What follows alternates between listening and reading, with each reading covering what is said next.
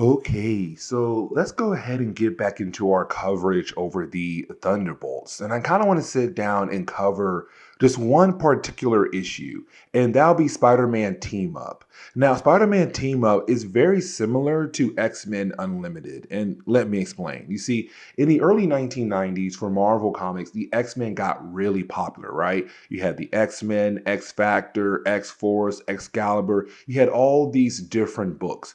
And the same thing went for Spider Man as well. By the 1990s, the dude had like 4 to 5 different books out there. Amazing Spider Man, Spectacular Spider Man, Web of Spider Man. The list goes on and on. Except for Marvel, what they did was they had released different books that would come out like quarterly. So that means you get 4 books a month. You had a series like X-Men Unlimited. I think you also had Spider-Man Unlimited as well. And you also had Spider-Man Team Up. So every 3 months, you would get an issue of Spider-Man teaming up with someone else in the Marvel Universe. And this time, it's Spider-Man teaming up with the Thunderbolts. Now, just in case we have anybody joining us for the first time when it comes to our coverage over the Thunderbolts, or they clicked on this video because of Spider-Man, I kind of want to sit down and re-explain the whole idea of like the Thunderbolts. You see, in the late 1990s for Marvel Comics, they were struggling. Some of their books were no longer selling. The Avengers, Fantastic Four, Iron Man, the list goes on. Spider-Man, X-Men, they were selling. Some other characters too, like Ghost Rider, and I want to say Blade as well, was also selling. But for the Avengers and Fantastic Four, they were getting hit big time in the late 1990s. And so what Marvel did was they pushed those characters into a brand new reality, better known as Heroes Reborn. They brought back old creators like Jim Lee and paid those guys a lot of money to kind of give those characters a fresh start in that brand new reality. Now, here's the thing, because to the public in the main Marvel universe, they believed their heroes had died, because when it came to X-Men Onslaught, you had the heroes right into Onslaught and then disappeared, but of course teleported over to the Heroes Reborn reality. But to the public, they believe their heroes had died. And so with the Avengers being gone, it left the door open for something else to come in, a new group of heroes. And that would be the Thunderbolts. Now, we had learned early on that when it came to the Thunderbolts, they are truly the masters of evil in disguise. Now, for the masters of evil, the reason why they are pretending to be heroes at the moment is because they know that sooner or later, the government, all the different people out there, will let their guards down. And once that happens, then the new team can move in and get whatever they want. And so right now, the Masters of Evil are pretending to be heroes, better known as the Thunderbolts. Now we can officially dive into this book finally. And so as we get into the opening pages of the storyline, we do pick up at, well, in Brooklyn first, we do pick up at Micron Industries warehouse. And we pick up with 2 guards right now who are just checking out the place, because one of the guards thought he heard something. Now that guard was correct. He did hear something. Someone did break in, but you can't see the character. They're right now hiding in the shadows. And so at first, you're kind of left to believe it could be Spider-Man. Now, one of the shelves in this warehouse, it does fall on top of one of the guards, instantly killing him just like that. The other guard tried his best to get a look at the mysterious character that was in the warehouse, but all he sees right now is some guy crawling on the wall to make him believe it was Spider-Man, who had broke into the place and now got his friend killed as well. And that leads us over to Peter Parker and Mary Jane. Now, for Peter Parker, actually, I love this whole entire section. But for Peter Parker, it's him right now reading the morning paper where he sees that he's being accused as a killer, as somebody who broke into a building and got a guard killed. But for Peter, he knows it wasn't him. Now, this is why I love this section right here, because it's Mary Jane saying, like, Peter, we already know what's going to happen. You got accused for doing something bad. You go out of your way to clear your name. You will then clear your name and everything is going to work out for you. So honestly, I don't know why you're freaking out. And for Peter, he's kind of like, I mean, you're right, but like, it's still messed up that there's somebody out there who got me in trouble though. Mary Jane's like, yeah, I know, but like, you'll get it figured out. And she leaves. But when we do switch over to the Thunderbolts, we see them currently going through a training session. Now, while going through this training session, they do get a call from a character known as Dallas. Now, for Dallas, she works for the mayor. And when it came to our earlier videos or the Thunderbolts, we had saw that she became their liaison for the city government or the city mayor office. But either way, when it comes to her, she informed Thunderbolts they got a problem. The whole idea of somebody breaking into this warehouse, got a guard killed, and that person, it seemed like it'd be Spider-Man. And so for our new heroes, quotation marks, their new mission now is to go after Spider-Man. Now, one of the members of the Thunderbolts is better known as Mach 1, but also better known as the Beetle, one of the good old classic Spider-Man villains. And so for him, it's kind of like, ooh, we're going after Spider-Man. This is great. We can, one, arrest him, or two, get rid of him completely. Because for Mach 1, or the Beetle, he had lost many times to Spider-Man. So the idea of going after him to arrest him or the chance of killing him, it sounds really great for Mach 1.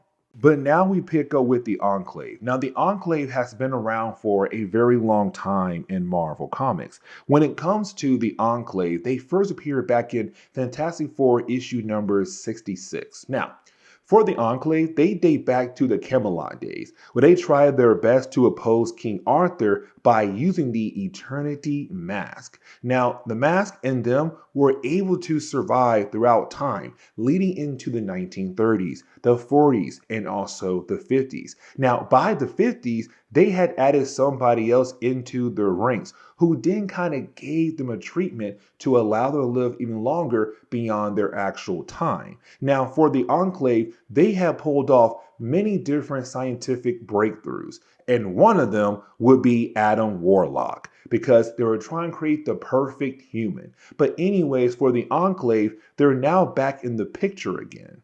For the Enclave, we do learn here that they have gone out of their way to create a new kind of robots to go out of their way to steal different pieces of equipment to help the Enclave build their new device. Their new device will then allow them to control the minds of the different people across the world who work in different governments across the world. But here's the catch, because as we saw earlier, there was a mysterious character that had broken into a warehouse, which basically means it was one of the Enclave's androids that had broke into that warehouse that now got the world believing that it was Spider-Man who broke into that warehouse. Except now when we do switch over to the Thunderbolts, we have learned that they have broken up into multiple teams. Like, for example, right now you have Mach 1 and Songbird, and you have those two characters being able to find Spider-Man. But let's not forget, for Mach 1, better known as the Beetle, he wants to bring down Spider-Man hard. And so once he does see Peter Parker, he's kind of like, ooh,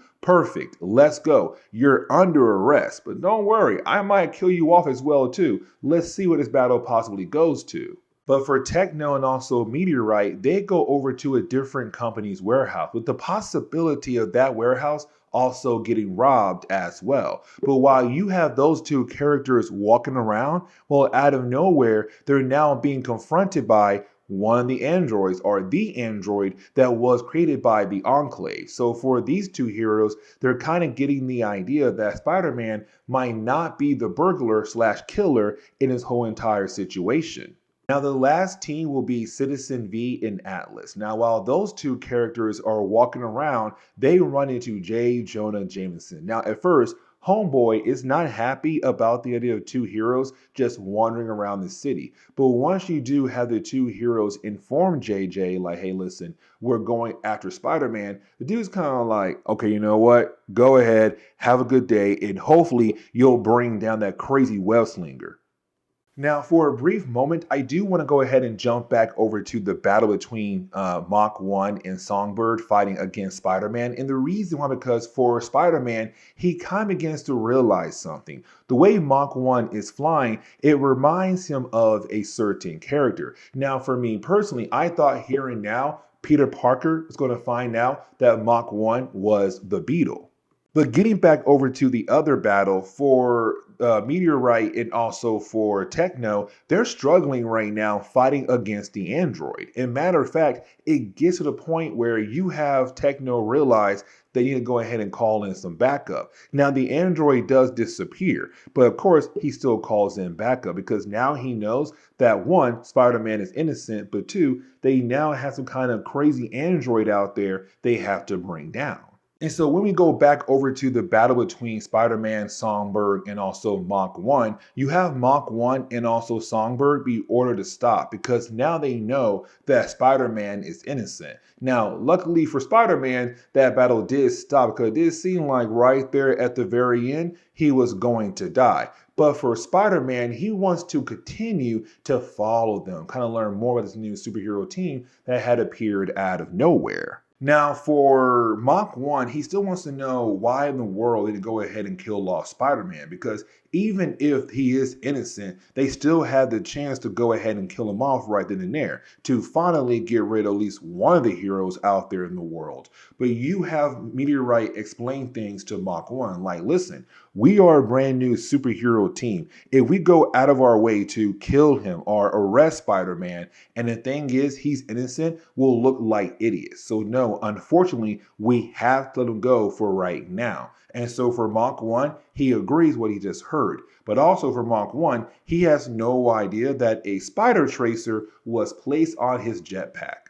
Now, for Peter Parker, he heads over to the Daily Bugle. He was kind of hoping that maybe, just maybe, that Robbie Robertson might have some information about the Thunderbolts. Unfortunately, he doesn't. Now, for Peter Parker, he does ask Robbie, like, hey, listen, if I go out there and give you some pictures of the Thunderbolts and also Spider-Man, kind of get paid for it. And of course, you have good old JJ over here that say, yes, get out there right now and get those pictures. Now, for the Thunderbolts, they were able to locate the new base of the Enclave by just following the energy signature the android had put out there in the world. Now, for the Thunderbolts, they're kind of wondering like, what do we do here? Like, we found their base. What do we do? Let's not forget, Peter Parker had placed a spider tracer on Mach 1. So he was also able to find the Thunderbolts. And so he's kind of like, listen, so I know you guys are new to being superheroes and everything, but like, once you do find the bad guy's main base,